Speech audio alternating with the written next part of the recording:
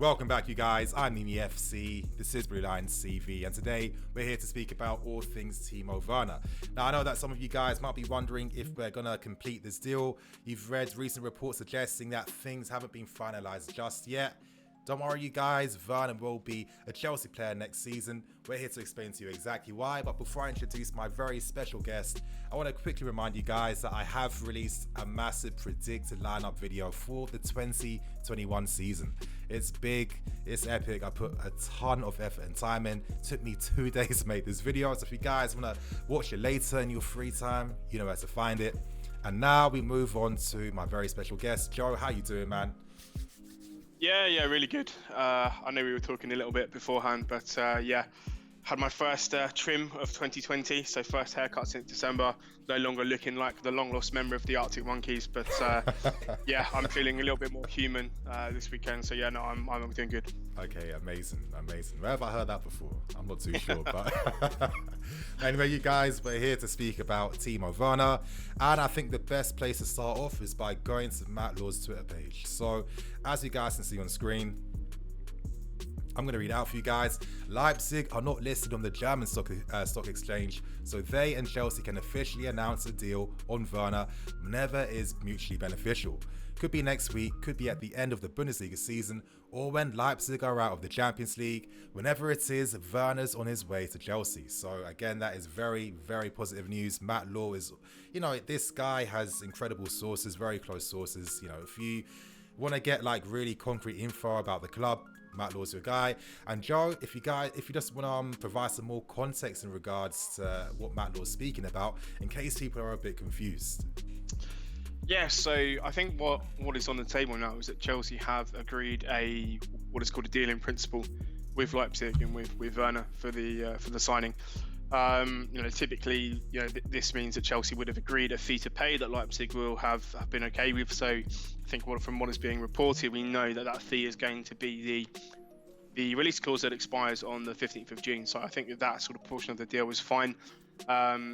Whether the sort of the £200,000 or whether that was actually in euros and it's closer to £175,000 in terms of the contract is sort of neither here nor there. It seems to me that there's probably just a few sort of slight kind of wrinkles, I would say, to sort of conclude the deal. So could be coming down to sort of image rights and some other sort of slightly more niche clauses. It could be, as I said, sort of in terms of appearance money and goals scored and all this sort of stuff that generally is kind of in the finer details of a contract. So, once a weekly wage has been agreed, once a fee's been agreed, then in 99 times out of 100, the natural conclusion is that the deal happens. So I think for Chelsea, you'd have to probably something ridiculously catastrophic at this point in time for that not to go through. But yeah, to me it seems like the deal will likely be announced probably before the 15th of June when that clause expires.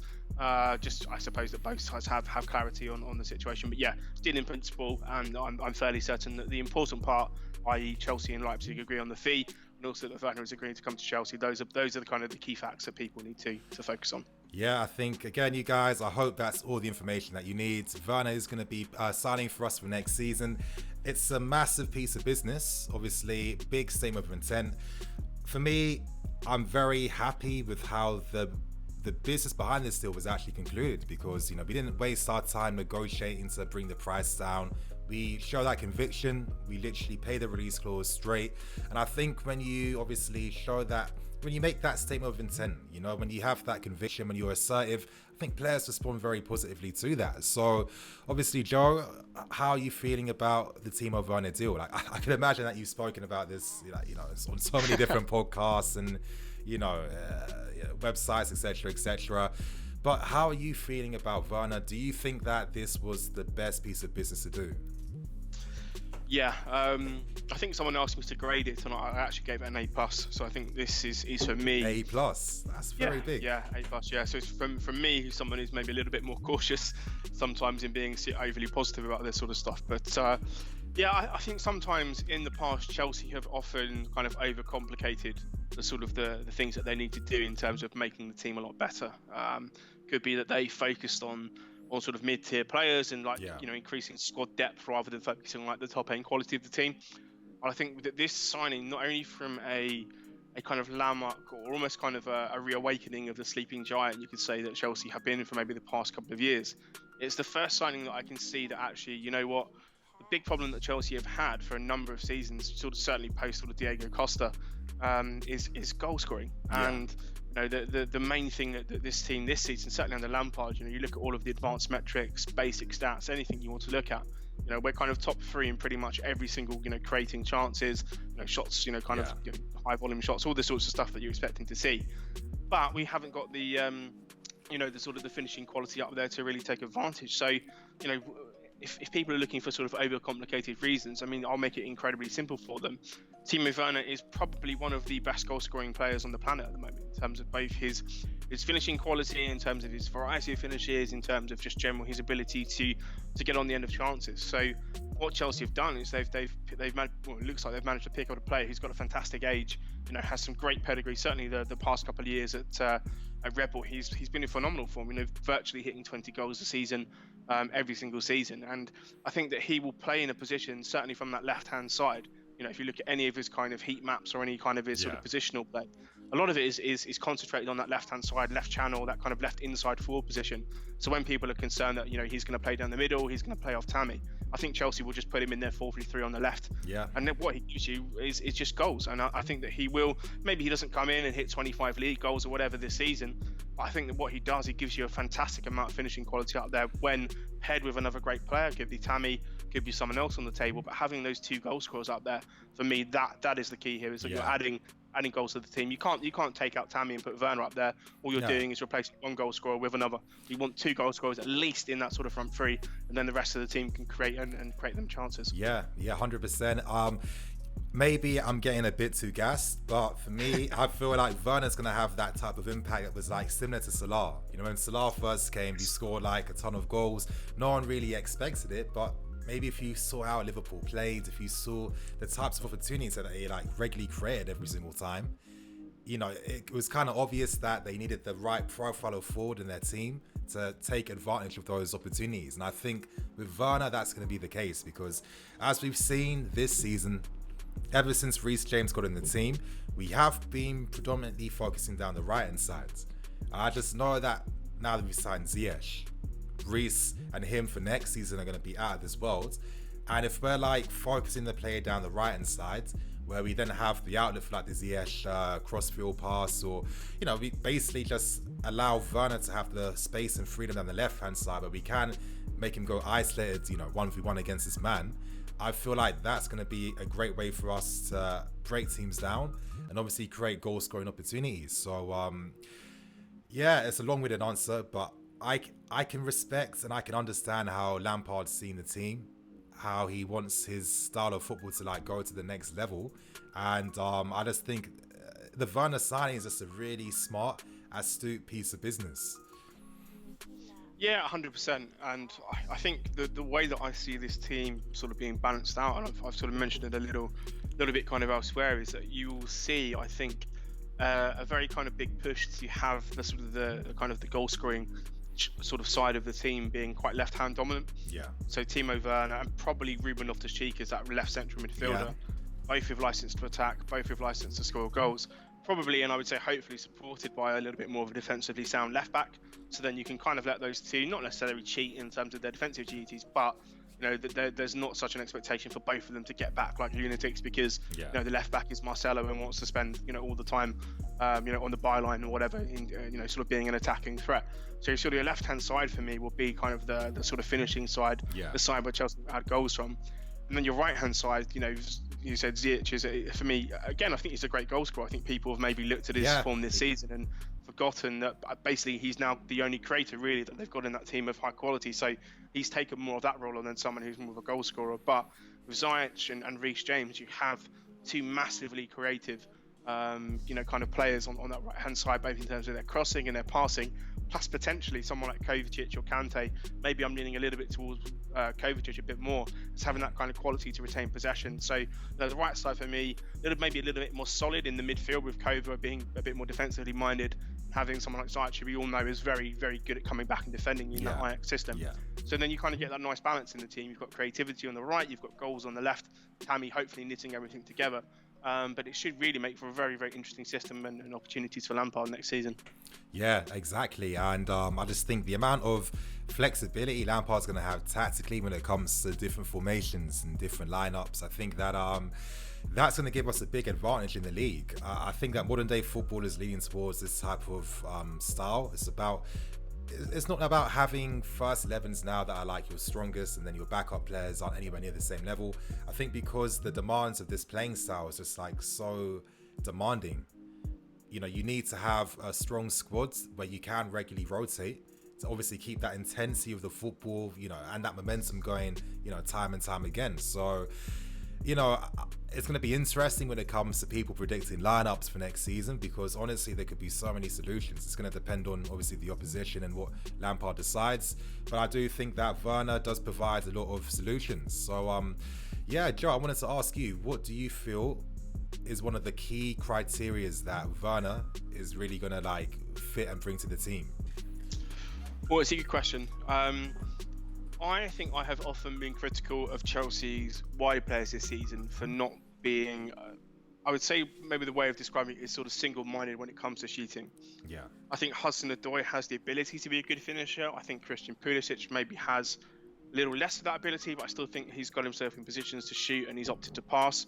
Willian and Pedro, I think people are very familiar with how they play now. Pedro is for me always likely to score more goals. Yeah. Willian is you know, unless he's having like a complete Willian superstar game where he looks like a world-class player for 90 minutes, you know, he's a little bit of more of a creative player. So I think the thing that Werner brings is that if you look at any of his stats and actually if you watch him play for any kind of considerable period of time, his entire sort of drive and purpose on that team is to get into positions to take good shots and score. Yeah. I think that for me is the single biggest thing that he will bring to the team is that I think he's an absolutely spectacular finisher. And I watched probably I'd say that over the past couple of days I've watched every goal that he scored for Leipzig in the league, just on the Bundesliga. Yeah. And I think the way I describe it is the consistency with how he finishes. It reminds me a little bit of Nicolas Anelka, that they have that finish, that go-to finish in certain situations. You know, he's both good at sort of that little bend around the corner, good at using power and then sort of going near post as well. But he seems to really know what he's doing before the ball comes to him or before he's in that position. Yeah. And I think sometimes Hudson-Odoi particularly, someone I think at the moment is still trying to find his game in sort of men's football. I think he overthinks it at times. Yeah. I think what Werner brings you is the ability to just take those snapshots, you know, one little touch out of the feet, bang, and shoot. And I think that for me is going to be the biggest thing that he'll bring to Chelsea, is just an ability to get onto the end of crosses and passes, also the ability to create space for himself and just get really sort of good quality shots in. Yeah. And as I said, I will keep saying it over and over again, I think he's one of the best finishers certainly in the Bundesliga, you know, compared to players like Lewandowski and others. But I think he really is one of the best finishers in Europe. Certainly, you look at his age, you know, and then I think the other thing as well is just how quick he is. Oh, you know, unbelievable! His pace and his athleticism and how strong he is on the ball. You know, I think that those are obviously, we know that those are qualities that help in the Premier League, is being an athlete. But you have to add being an athlete to the fact that I think he's such a great technician when he finishes. Yeah. I think that for me, those are the things that people will notice immediately. I think that's where his biggest contribution will come from. Yeah, I mean, exactly. I think that is 100% right as always. I think his speed is going to be an unbelievable asset for this team. You know, Lampard's system is focused on, you know, creating chances as quickly as possible. And with a guy like Werner, who, you know, that's his bread and butter. You know, if you create chances for him quickly, if you give him that space, if you let him use his pace, you know, he can get one-on-one with the keeper. Yeah. And he is very, very clinical. You know, you're right. And what I like about his goals too is that it's got like that, it's a very powerful shot that dips. And I think obviously when the shot dips, it makes it harder for the keeper to have to like react and like even able to like parry it away. It's much harder to do so. So Werner's gonna have a bit of a field day in my opinion. I mean, of course, it's not like a Messi with his finishing, of course not. But you know, he is still very. You feel confident when he's in those areas, 100%. But that's the biggest thing, and actually, it's quite funny you said that, because someone asked me the other day, like, you know, if you were going to put like a load of money on one player, so to go through 1-on-1 now at Chelsea to consistently score, I can't really think of someone in the squad that I'd be like, yeah, okay, that person. Yeah. You know, I'm putting everything I have on, but I think with Werner, I think Werner is that player. He comes in, I think he gives you confidence that, if it's one-on-one in those big moments, I think he's going to be the guy that scores. But yeah, I mean, that is exactly kind of the confidence that I think you would have him as a player at Chelsea. Exactly. But of course, just so we can end with the final talking points, when it comes to the finances in regards to the deal, of course, is this going to take out a massive chunk of our transfer war chest for this summer, or is this going to be one of many potentially big name signings we make this window? I think certainly the way the money's shaping up, I mean, there's an absolute ton of money left over from the Eden Hazard deal. And then obviously there is like a 45 to 50 million pound lump sum that's coming in from Alvaro Morata. And I think probably, the biggest misconception many fans have about transfers is that, we've got 150 million, let's just say as a round figure, coming into the sort of the club. And then this 50 million pound fee, whatever we're paying, that automatically, that kind of net spend concept that people are becoming a bit more familiar with. That's not really the case. When Chelsea sell players, they sell them and they book the profit, so that money becomes available. But when they buy them, we've talked about the concept of amortization and how transfers work. So that 150 million, the Timo Werner cost on that will be probably about 10 million. So if he signs a 5-year deal on 50 million pounds, it'll be 10 million pounds per year plus that salary. So the salary could be another 10 million. Let's just say roughly. So out of that 150 million, Chelsea are only really allocating about 20 million of that on the Timo Werner deal in year one of his contract. So there is an absolute ton of money left over this window. Let's just say, let's be conservative. Let's not be super positive. Even if Chelsea have 100 million, left of Eden Hazard plus Morata deal, that money left over, they would only have spent a fifth of that on Timo Werner this summer. So, there is an awful lot of money to spend for the club, which means, when you see links to Kai Havertz, when you see links to other big profile players, and particularly when Matt Law is saying, well, actually Chelsea think that they can get one or two more sort of big name players as well. That's because of this whole concept of how transfers are amortized over the life of the contract. So it's not that 50 million pound figure, it's not the 80 million or whatever you're seeing for Kai Havertz. It's the 10 million, so that the 50 divided by 5 number plus his salary. That's the number you want to focus on. And I think that's why this summer, when you're looking at people saying, how comes Chelsea are in such a healthy position when they had a loss last year? It's because we've got so much money coming in from transfers, and that's the that's the kind of the way the club's been run. But obviously now this season, with every other club being in such financial, not difficulties and turmoil, but Tottenham have to be responsible. Loan. Exactly. Arsenal look like they're going to have to go for loan players or people on freeze. Liverpool couldn't afford Timo Werner. They cancelled a 61 million pound investment in their stand. So I mean, all of these big clubs that you think are doing okay, Chelsea have got this, and I hate using the term because it annoys me, but an actual war chest this summer. Now, say with your chest. Yeah, exactly. We have a war chest, 100%. We do. So it's come to a point now where people are going, but they've used a lot of money on this signing. Not really. I mean, so a player of Werner's ability on 200k a week is probably going to cost the club 20 million this season.